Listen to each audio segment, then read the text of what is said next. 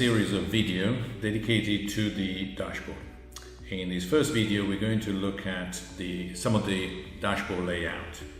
So we have developed an FMEA, we've got various parts of the FMEA. Now we want to see how we can reproduce graphically some of this information contained in the FMEA.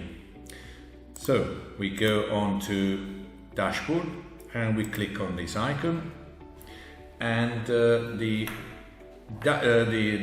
XFMEA software comes with some pre-configured layout that show different types of information. So we have one of these pre-configured layout which shows the RPN, so the RPN relating to the causes, and here we have a snapshot of the initial RPN and also a reduced RPN, so we can have a good indication of what is the sort of risk reduction across the whole FMEA, across all the causes.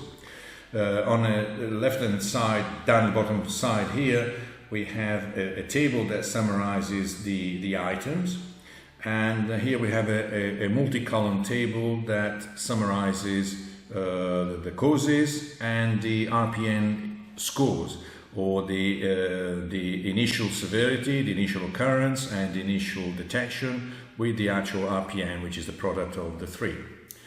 And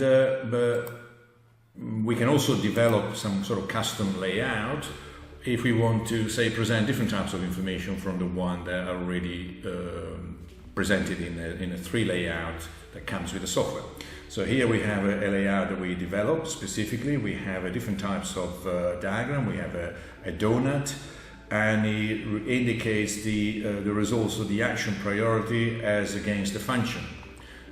While here we have a probability of failures of the items that make up our system at 10 years. So we can see how the probability of failure affect the different items. And here we have an action priority that relates to the failures. And again, is a Pareto chart. Or we have, for example, a dial that will indicate what are the failure codes used in the analysis. And down on the bottom right, we have a cause and effect matrix with the score given by the initial severity. So this is one layout that we developed. We got a different layout that present different types of information. Say, for example, these types of layout. So we want to know how to create a new layout and what are the options.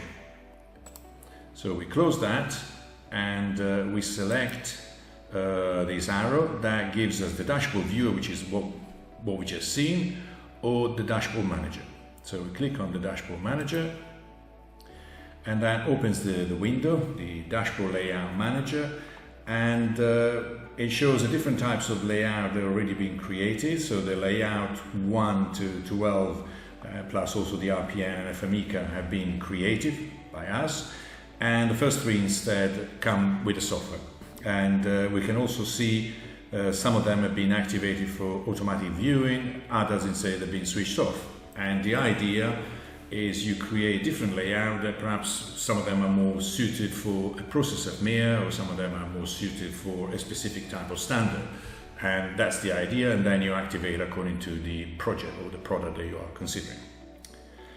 So that's conclude the first part. The next one will be looking at how to create a new layout.